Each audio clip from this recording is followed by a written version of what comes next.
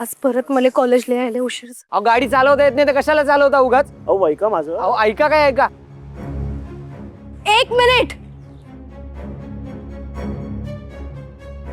तुम्ही त्यांच्याशी या भाषेत नाही बोलू शकत. अहो मॅडम कोण तुम्ही आणि मध्ये काय येत आहे? एक तर यांनी गाडी चालवताना माझी गाडी ठोकली आहे. प्राध्यापक आहेत ते. त्यांच्याशी अशा भाषेत बोलायचं नाही समजत नाही तुम्हाला? प्राध्यापकाशी उंच आवाजात आणि उर्मटपणे बोलताय तुम्ही. लाज नाही वाटत? अहो शिक्षक आहेत ना, कितीतरी मुलांना घडवल्या त्यांनी आणि आज तुम्ही त्यांना उलट उत्तर देताय. तुम्हाला जे काही बोलायचंय ना ते तुम्ही शांत भाषेत आणि नीट बोलायचं. हे बघा मॅडम, नाही नीट बोलता येत मला. आणि मी इथे माझी गाडी पार्क केली होती, यांनी इथे बाहेर काढताना ठोकली आहे. हे बघा किती नुकसान झालंय माझं, हजारोचं नुकसान झालंय. कितीचं नुकसान झालंय? हे हेडलाईट आणि स्क्रॅच 5-1 हजाराचं नुकसान झालं असेल. 5,000चं? बरं चालेल, आम्ही तुम्हाला तुमचे 5,000 देऊ. हो. पण त्याआधी तुम्ही जर आम्हाला ते बोर्डावर काय लिहिलंय ते एकदा वाचून दाखवता का? अहो, त्याचा काय संबंध इथे? वाचा तरी बघा ना एकदा तिथे, आणि मोठ्याने वाचा. थोडं काय लिहिलंय जरा आम्हाला बी कळू दे. No parking. No parking. अहो तुम्ही गाडी नो पार्किंग मध्ये लावली आहे. अशात दुसऱ्यांनी त्यांची गाडी काढायची कशी, आणायची कशी? अपघात तर होणारच ना. हे बघा मॅडम, मला नियम सांगू नका. काऊन नाही सांगायचे नियम? सांगा ना, काऊन नाही सांगायचे नियम? तुम्हाला नियम या शब्दाचा अर्थ कळत असेल असं वाटतच नाहीये मला. Motor vehicle act 1989 rule number 100च्या हिशोबाने तुम्ही गाडीला काय कचा नाही लावू शकत. अजून एक रूल मोडलं तुम्ही. नाही व, तुमच्या गाडीची तर नंबर प्लेट बी बरोबर नाहीये. तसं पाहायला गेलं तर 1, 2 आणि 3 नियम मोडलेत तुम्ही. आता तुम्हाला त्याची फाईन भरावी लागेल ना. तुम्ही ना एक काम करा, पहिले ह्या सगळ्याची फाईन भरा. तसं पाहायला गेलं तर 5,000हून जास्तचं दंड तुम्ही भरायला पाहिजे. एक काम करा, पहिले ना तुम्ही ते दंड भरा, मग आम्ही तुम्हाला तुमचं जे काही नुकसान झालंय ना त्याचे पैसे देतो. हे बघा, मला ना तुमच्याशी बोलण्यात वेळ नाही घालवायचा, मला मीटिंग आहे. अहो काऊन? अहो पैसे भरायला तयार होत ना आम्ही. अहो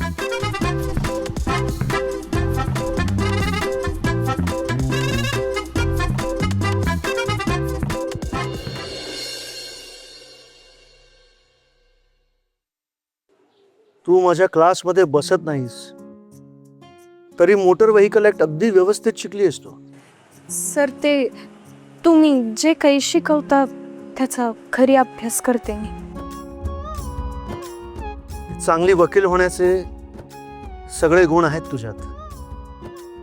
नाही, तू वाद घालून त्याची बोलती बंद केलीस म्हणून नाही, पण माझी चूक होती तरी त्याला माघार घ्यायला लावलंस म्हणून. काय? हो, त्याची पण चूक होती, पण I should have been more careful while taking a turn. पण एनिवे, तू स्वतःला प्रूव्ह केलेस. I am impressed. बोल, काय हवंय तुला? सर, मला तुमच्या वर्गात बसू द्या ना. दुसरं काय बी नकोय मला. नाही, तू ती स्पर्धा हरलीयस म्हणून तू माझ्या क्लासमध्ये बसू शकत नाहीस.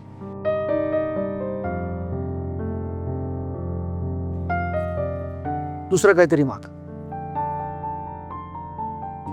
दुसरं काय बी नकोय मला. दुसरं काही मागणार मी. चल पटकन माग, मला उशीर होतोय. मला माझ्या लॉ फर्म मध्ये पोहोचायचं आहे. असं नाही सुची राहिलं मला सर.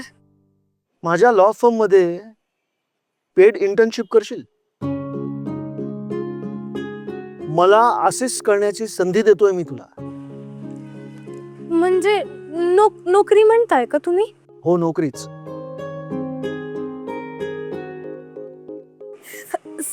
सर, मी मिस्टरांची परवानगी घेऊन कळवू तुम्हाला.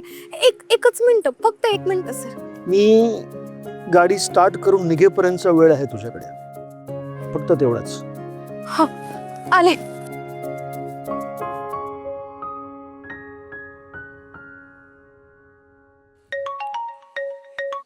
हां बोल का.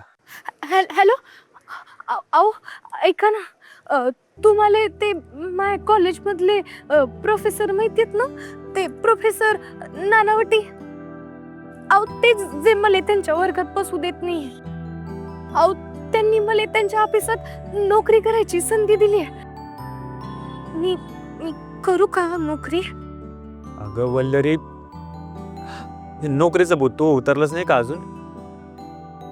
किती वेळा सांगायचं तुले? काढून टाक बरं मनातून तू.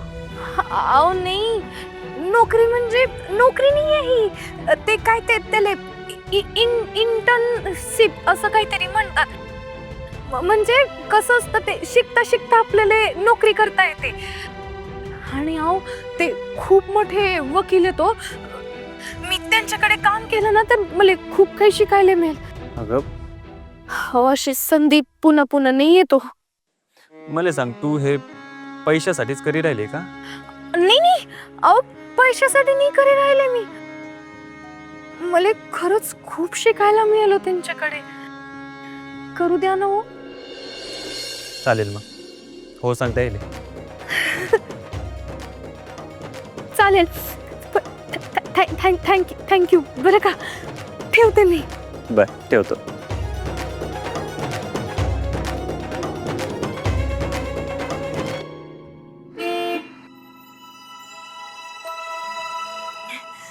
सर मी मी नोकरी करायला तयार आहे. मला करायची आहे नोकरी.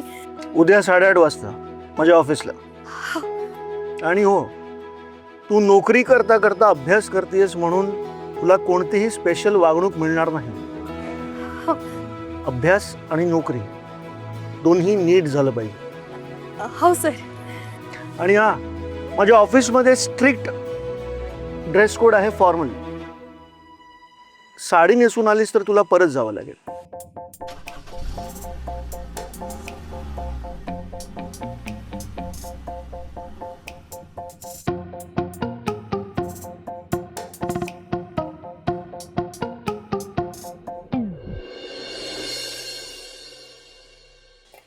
श्री स्वामी समर्थ.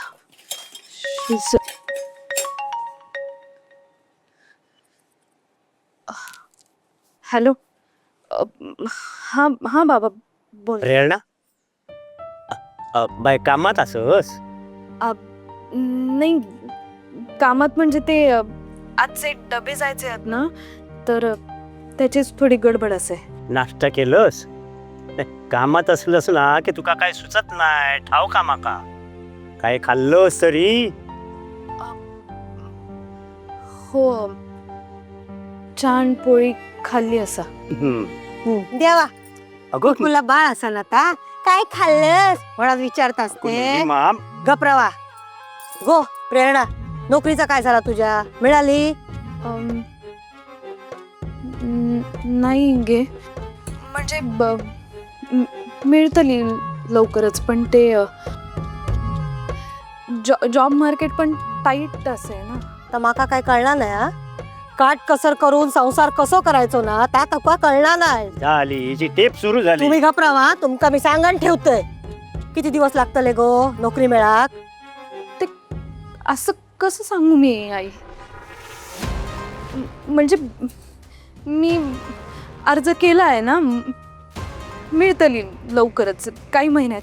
हो, किती महिने गो? 12 महिने, 24 महिने? सांग काय तो आकडो एकदाचो.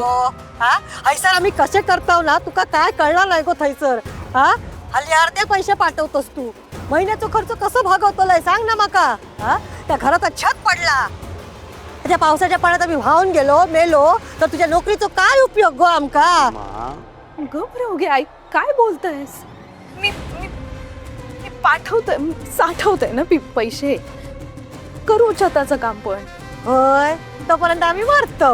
हा, आई, आजचे डबे वेळेत पाठवायचे आहेत. मी करते तुका नंतर फोन. घ्यावा तुमच्या लाडक्या लेकीचा फोन. माझा प्रेरणा, माझा प्रेरणा. बोला. प्रेरणा,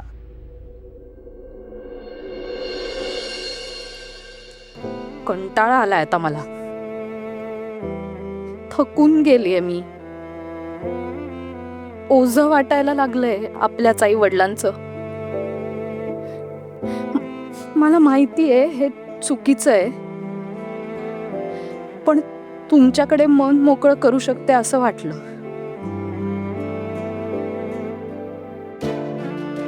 म्हणून ही चिठ्ठी लिहितेय. असं वाटतंय इतकी वर्ष मॅनेज केलं कसं तरी, पण आता नाही होणार माझ्याच्यानी. कधी कधी असं वाटतं सगळं सोडून लांब पळून जावं,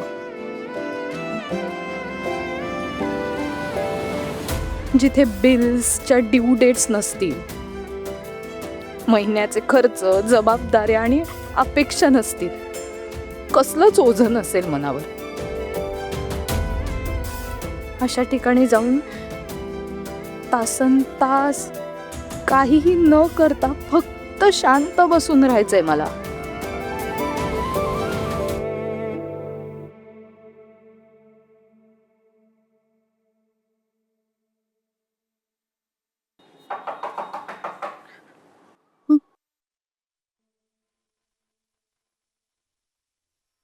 आले. हो हो दादा आले.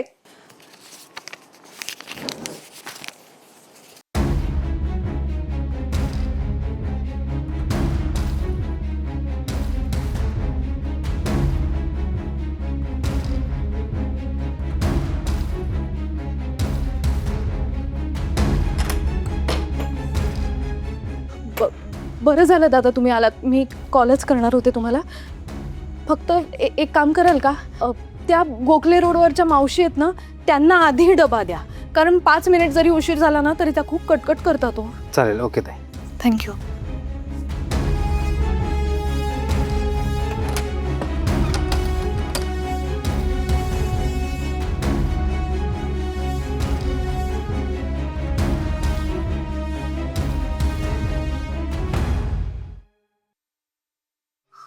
हो बाय माझे प्रेरणा, ग हे काय केलंस तू?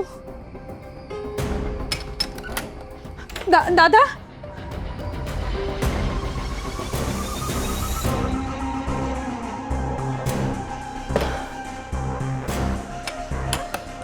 तो माणूस कोण आहे हे पण माहित नाही तुला, आणि मनातलं सगळं सांगून मोकळी झालीस.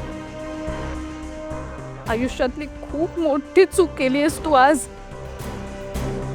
स्वामी स्वामी काय केलं मी हे?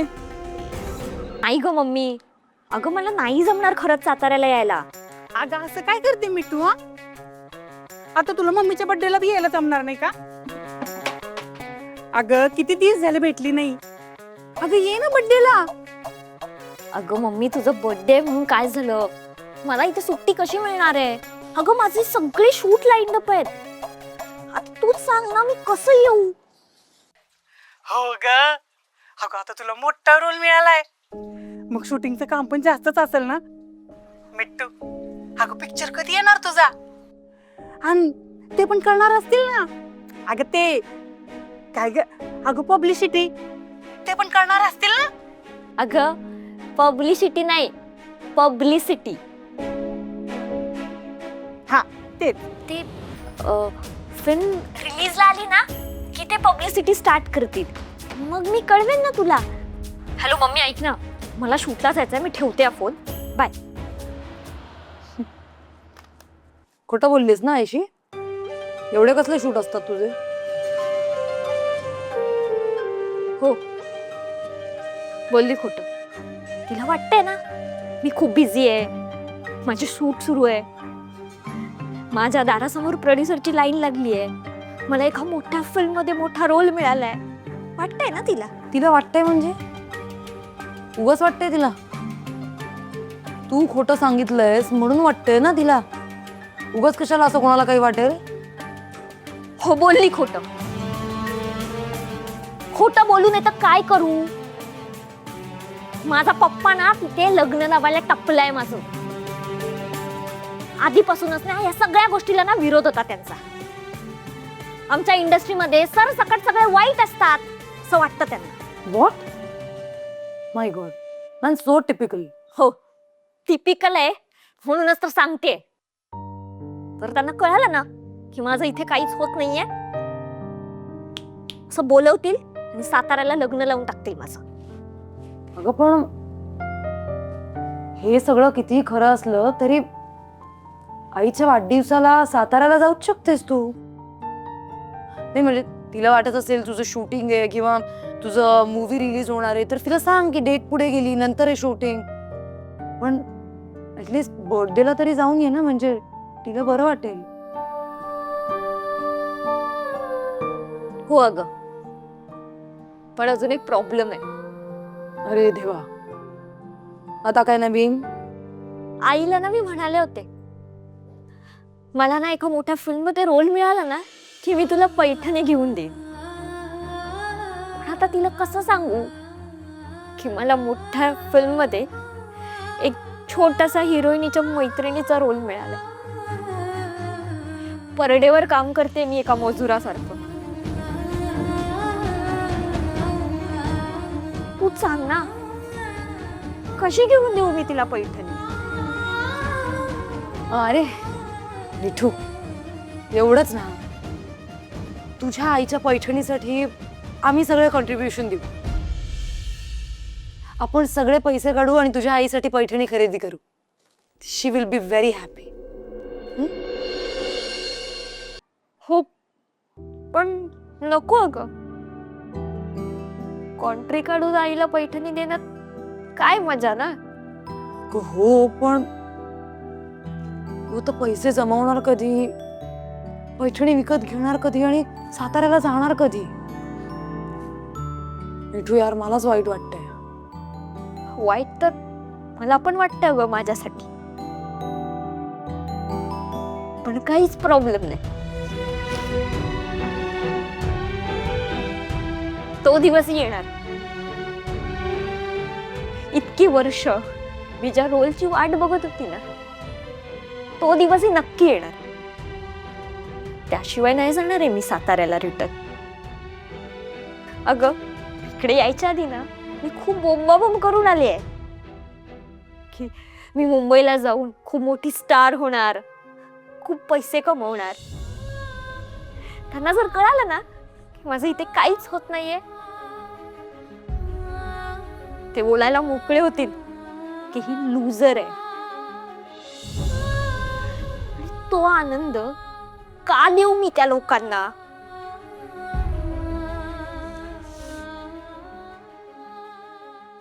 मिठू, पण तू जर पैठणी घेऊन गावाला गेलीस तर त्यांना वाटेल ना की तुझं सगळं छान चाललंय इकडे. मग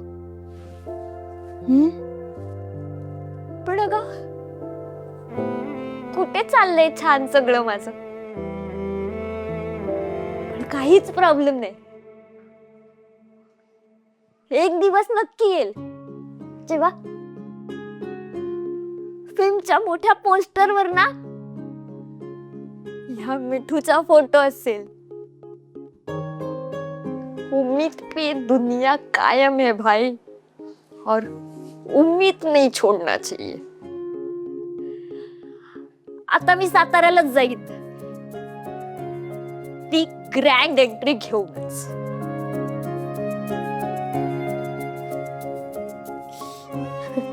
काही म्हण, आय लाईक युअर स्पिरिट. पण आईला पैठणी देण्यासाठी थोडस प्रयत्न कर. हं? बरं वाटेल तिला.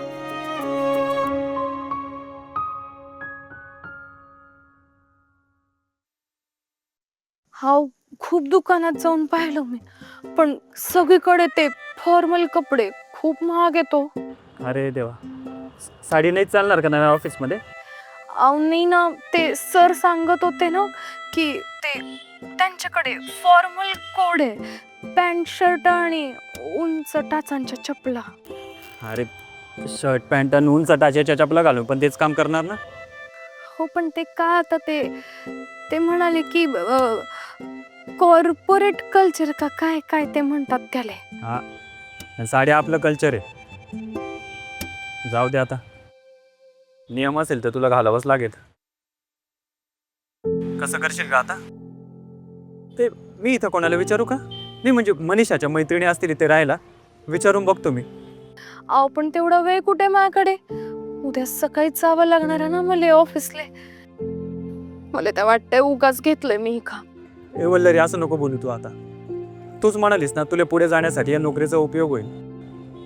मग आता जो काही त्रास होईल ना तो सहन करायची तयारी ठेव. हो पण मला खरंच जमेल नाही. अगं नाही जमायला काय झालं? तुझ्यामध्ये काहीतरी हुशारी बघूनच तुला काम दिलंय ना. आणि आपल्या गावातून मुंबईला येऊन शिकणारी तू पहिली मुलगी आहेस. मला खात्री आहे खूप मोठी वकील होऊ शकतो. तुम्हाला कसं माझ्यावर एवढा विश्वास? कारण तुझ्या डोळ्यामध्ये जिद्द पाहिली मी. खरंच बोलले, तुझ्या जागी दुसरी एखादी पोरगी असती ना ती केव्हाच गावाला पळून गेली असती. पण तू लढतेस.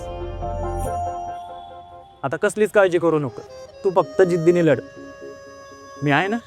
गेल्या जन्मी ना नक्कीच काहीतरी पुण्य केलं असेल मी, म्हणून मला तुमच्यासारखा नवरा मिळाला. तुम्ही जर का माझ्यावर रागून गेलं असतं तर काय केलं असतं मी? काही करायची गरज नाहीये, मी आहे ना आता. हो. बरं ठेवू फोन.